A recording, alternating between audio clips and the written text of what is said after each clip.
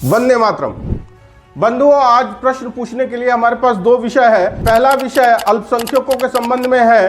भारतवर्ष में मुसलमानों को अल्पसंख्यक का दर्जा मिला हुआ है, जबकि अगर हम बात करें मुसलमानों की जनसंख्या की तो भारतवर्ष में लगभग 35 करोड़ से ज्यादा मुसलमान हैं, जो कि अमेरिका की कुल जनसंख्या से ज्यादा है। इस परिस्थिति में क्या उसको अल्पसंख्यक कहा जाना चाहिए या अल्पसंख्यक का दर्जा मिलना चाहिए? क्योंकि हम अक्सर कहते हैं कि लार्जेस्ट माइनॉरिटी ना कह के क्या हम ये नहीं कह सकते हैं कि हिंदुओं के बाद सबसे बड़ा जो समूह है वो मुसलमानों का है? तो ये कहीं से भी माइनॉरिटी का दर्जा जो इनको मिला हुआ है ये उसको डिजर्व नहीं करते हैं।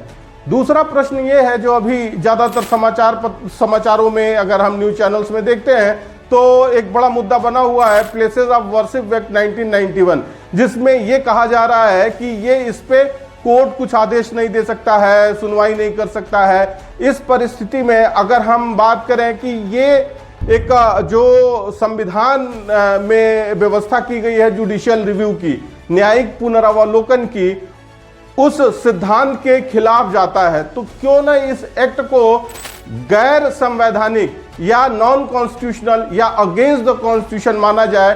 क्योंकि 1980 के मिनर्वा मिल केस में सुप्रीम कोर्ट ने भारतीय संविधान जो इंडियन कॉन्स्टिट्यूशन है उसका बेसिक स्ट्रक्चर डिसाइड किया है, जिसमें न्यायिक पुनरावलोकन या जुडिशियल रिव्यू एक बेसिक स्ट्रक्चर है संविधान का।